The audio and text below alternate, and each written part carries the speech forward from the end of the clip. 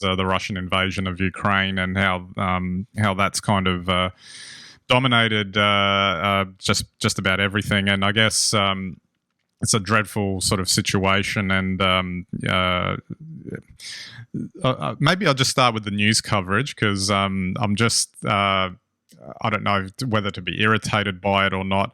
The problem is that in this sort of situation, you'd want to have a source of information if you want to keep up to date with what's going on, etc. But to me, and we'll get back to the actual situation a bit later with some of the other topics we've got, so we don't want to not focus on that. But in terms of the news coverage, I just wanted to touch on that because there was this whole thing about, and I think we've discussed before, about the concept of the 24/7 news channel. So in locally here, for free to air, there's ABC News, of course. The other commercial networks are doing extensive coverage, but it's not 24/7 per se because they have other shows going. I guess you'd probably be able to pay for more. The likes of overseas of like CNN, etc. I can only imagine it would be just dreadful to watch, only because in the sense that they just cycle through the same material so often. And I just feel like that sort of setup is just irritating to me because it's just repetitive and there is no need to have wall-to-wall 24/7 coverage on something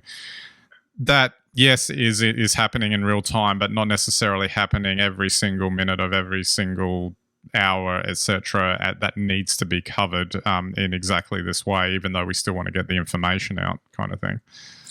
Yeah, that's a good point, and it's really interesting to see how the coverage has unfolded. I mean, the Americans have had their narrative globally distributed through allied news networks now for the past 3 weeks, predicting events a day, 24 hours, 48 hours ahead of them happening, and leading us towards the story, leading us into the story. So, truth is the first casualty of war, and there's definitely a reason for the narrative that we're being presented with, good, bad, or indifferent. And it's that, as opposed to actual knowledge and actual understanding of the activities, which nobody seems to have a really good understanding of what's happened today. So there's obviously, a war going on in Ukraine now. I think, any reasonable person would condemn the actions that we're seeing there.